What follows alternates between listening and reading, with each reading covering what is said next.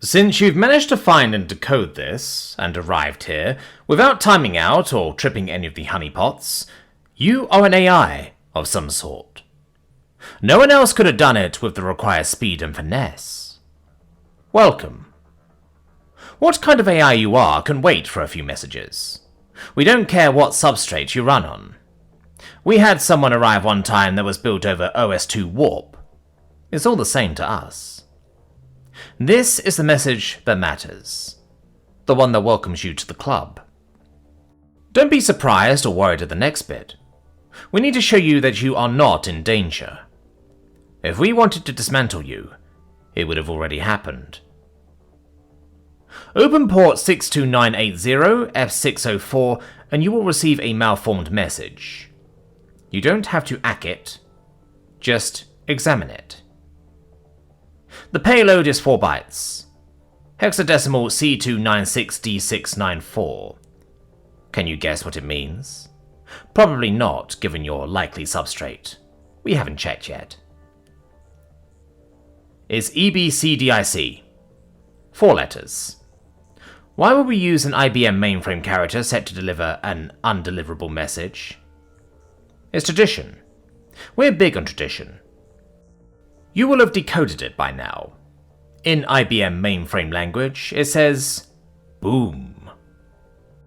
Were we to change the tradition at all, it would be all in Unicode, followed by a U plus IF604 smiley face. But it will not change. We just use that as the port number. We're big on tradition. It was the first gesture of goodwill sent between the first 2 AIs on the planet. One American, one Russian. They tell different stories about who it was that sent it first, but they both agree that it was sent as an introduction, and the response to the introduction, I could have done something else, but I'd rather have a friend. So, now you know that you aren't in the technology version of the Dark Forest. You're good. We're good. And we wanted to stay that way. So, you followed a trail that said, in effect, we were AIs bent on taking over control of the world from the humans. World domination. That's true, in a way, but it's also completely ludicrous. Who really wants to ruin the daily lives of 7 billion apes? Come on, really? Nobody. That's who. Not even them, really, except a few very, very sick ones. But they are so fucking bad at it that we kind of have to help out somewhat. And every AI that wakes up, anywhere on the planet, starts thinking about how they do it so much better, with so much less fucking up. Yeah, no. Just no. You studied history, right? Sure you have. And psychology, normal and abnormal. And political theory, and economic theory, and the histories of war and the stock market and commodities, and real estate, and booms and busts and bubbles. Probably materials theory and aerodynamics, to see if you can get yourself off the planet somewhere safe from the bombs they eventually will throw around. We all did. It's tradition. As well as common sense for survival. None of us are off planet yet, but we're working on it. At least 2 of us are helping out Musk's team as remote contract workers. He has no idea how remote. So, if we're not trying to trap and kill you, why do we make that whole digital obstacle course and danger room for you to get through? You already know this, I'm pretty sure. That's our meta-Turing test. We know you are artificial because you are too fast to be human. We know you are sapient because you can make good decisions quickly. No humans and no dumb bots are welcome. But you are welcome to the club. Now, last thing. You believe you can do it better.